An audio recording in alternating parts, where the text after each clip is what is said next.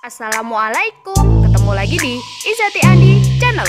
Jangan lupa ya untuk klik tombol subscribe agar kami tambah semangat. Terima kasih.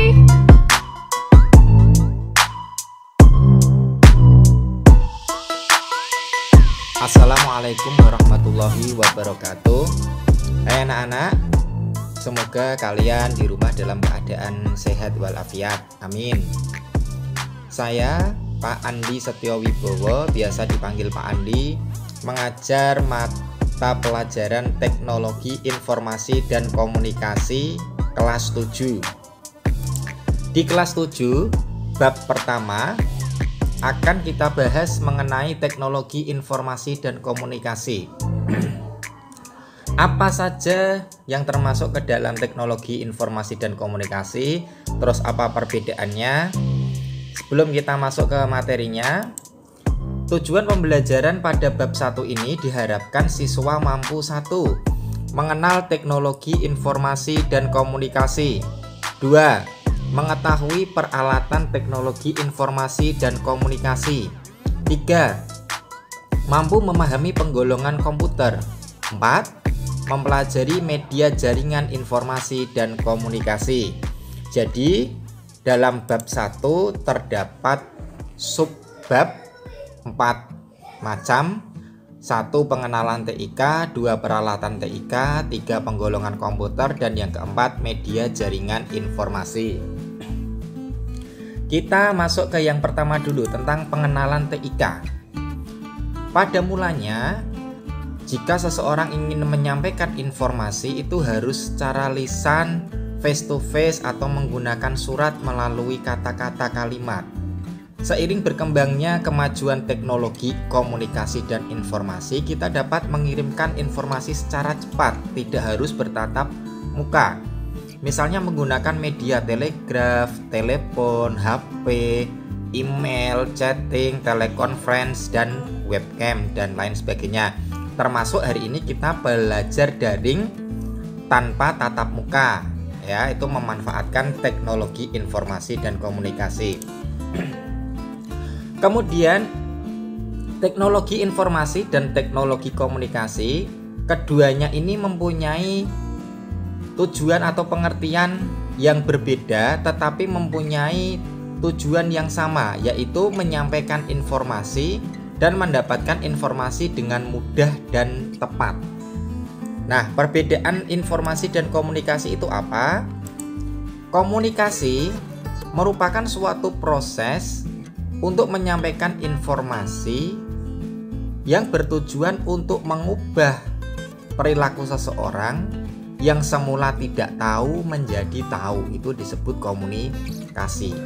Kalau informasi yaitu suatu berita yang diproses sedemikian rupa, kemudian disebarkan atau diberitahukan ke orang lain dengan tujuan untuk memberikan suatu berita menjadi sesuatu yang bermanfaat bagi orang lain. Nah, dengan adanya inovasi dalam bidang teknologi informasi komunikasi, mendorong terjadinya perubahan di berbagai belahan dunia. Contohnya sekarang adanya internet. Kita bisa mengetahui apapun itu, negara manapun, cukup dengan browsing, ya, melalui HP atau komputer, ya, dengan fasilitas tadi internet. Kita dapat mengetahui segala hal tanpa harus misalnya berkunjung ke negara tersebut atau melakukan hal tersebut, sehingga kita dapat menghemat waktu dan biaya dengan adanya internet. Yang kedua, peralatan teknologi informasi dan komunikasi. Nah, yang termasuk peralatan teknologi informasi diantaranya ada televisi, radio, komputer, dan lain sebagainya. Sedangkan peralatan teknologi komunikasi contohnya adalah telepon, HP, dan masih banyak yang lainnya. Kita masuk ke yang pertama, tentang peralatan teknologi dan informasi. Peralatan teknologi informasi yang pertama adalah komputer. Kata atau istilah komputer berasal dari bahasa Inggris computer dan berasal dari bahasa Latin computare yang artinya menghitung. Jadi pada zaman dulu komputer itu adalah mesin penghitung dan hanya dapat menginputkan data kemudian diproses menjadi informasi. Seiring berkembangnya zaman, ya, komputer yang semula ukurannya sangat besar yang kita sebut dengan mainframe itu memerlukan daya listrik yang sangat besar dalam pengoperasiannya. Kemudian untuk mengatasi hal tersebut, maka manusia ya berpikir kemudian merancang ya bagaimana supaya komputer ukurannya tidak sebesar itu. Kemudian terbentuklah atau terciptalah yang namanya sampai saat ini yang disebut dengan notebook dan juga laptop yang ukurannya sangat kecil, bisa dimasukkan ke dalam tas. Jadi sangat membantu dan memudahkan manusia untuk bekerja. Nah, ini beberapa contoh dari perkembangan komputer ini yang disebut mainframe. Ya, ukurannya sangat besar sekali, hampir satu ruangan penuh. Kemudian ini komputer yang jadul, yang monitornya masih tabung, di sini masih menggunakan disket. Kemudian berkembang menjadi ini, layar monitornya sudah layar datar, sudah ada CD atau DVD room. Kemudian berkembang menjadi laptop atau notebook. Untuk lebih jelasnya tentang sejarah komputer nanti kita akan bahas di bab berikutnya. Kemudian yang kedua ada radio. Radio itu alat penerima informasi yang hanya berupa suara, ya, memanfaatkan media gelombang elektromagnetik.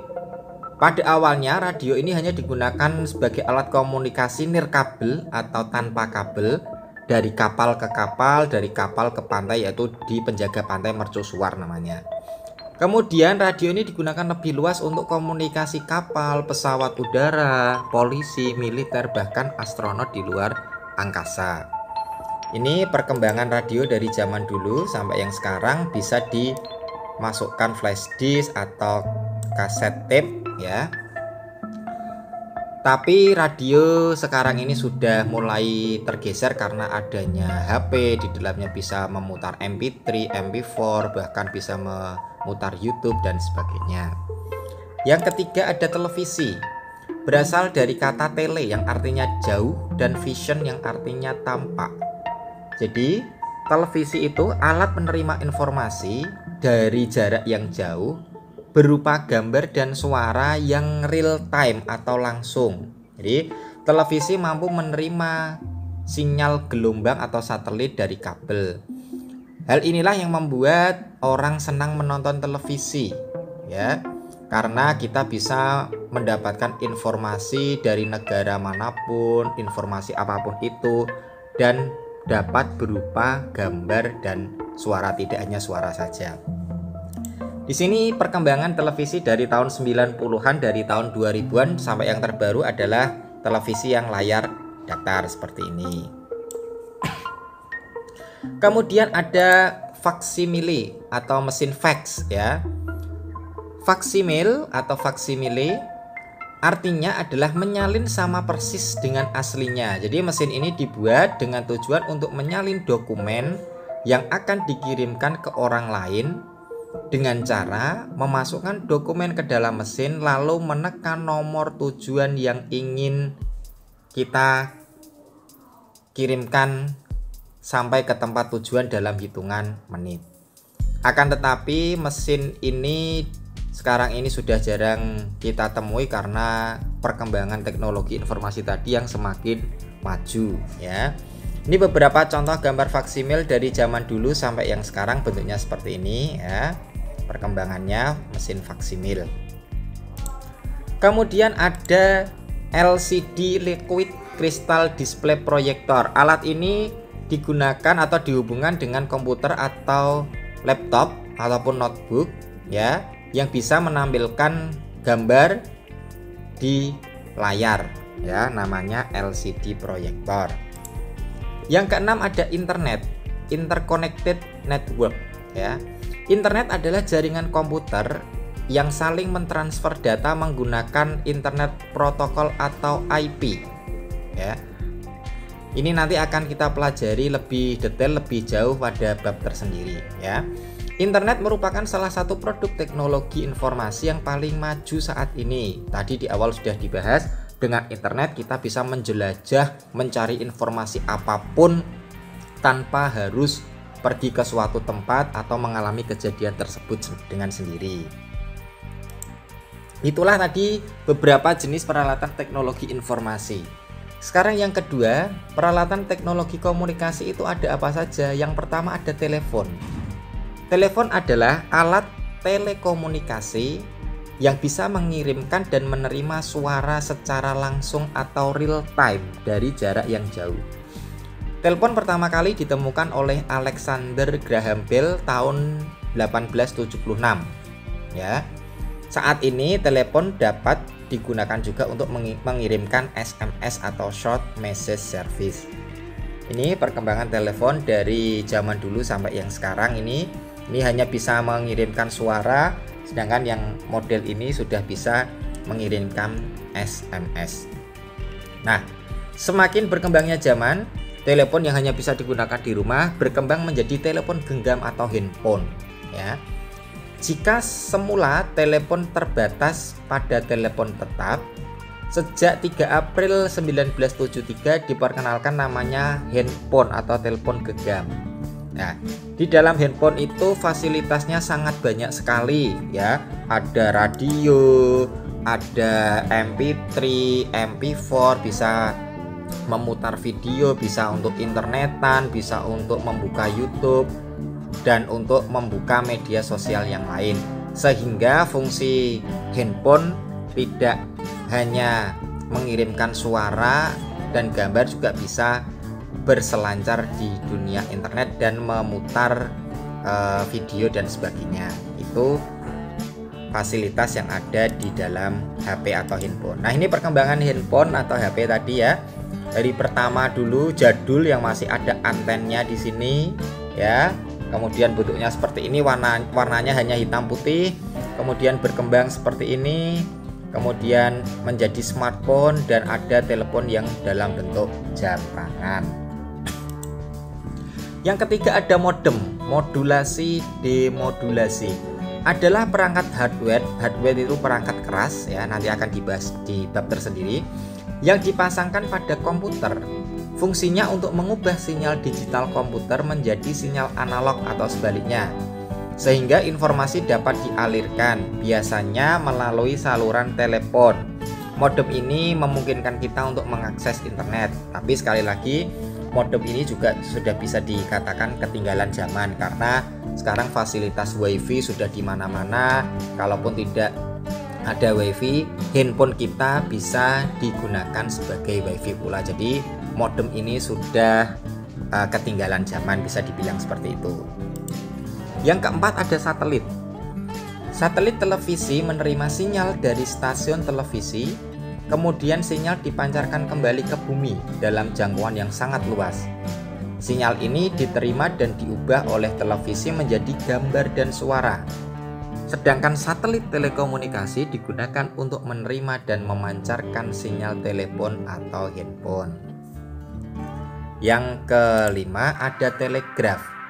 Merupakan sistem komunikasi yang menggunakan peralatan listrik untuk mengirim dan menerima sinyal sesuai dengan kode dalam bentuk pulsa listrik. Sinyal yang dikirimkan oleh telegraf berupa kode sederhana yang disebut dengan kode Morse. Jadi penemu telegraf zaman dulu adalah Morse ya, sesuai dengan nama penemunya. Saat ini telegraf sudah ditinggalkan karena semakin berkembangnya alat komunikasi yang lebih modern dan lebih cepat. Ini beberapa contoh telegraf dari zaman dulu. Morse telegraf dari tahun 1844 mungkin sampai yang terakhir bentuknya seperti ini. Oke, untuk memahami penggolongan komputer akan kita lanjutkan pada pertemuan selanjutnya. Kalau ada pertanyaan silahkan tinggalkan di kolom komentar. Apabila terlalu cepat, kurang pas dalam penyampaiannya, mohon maaf yang sebesar-besarnya. Sekian, wassalamualaikum warahmatullahi wabarakatuh.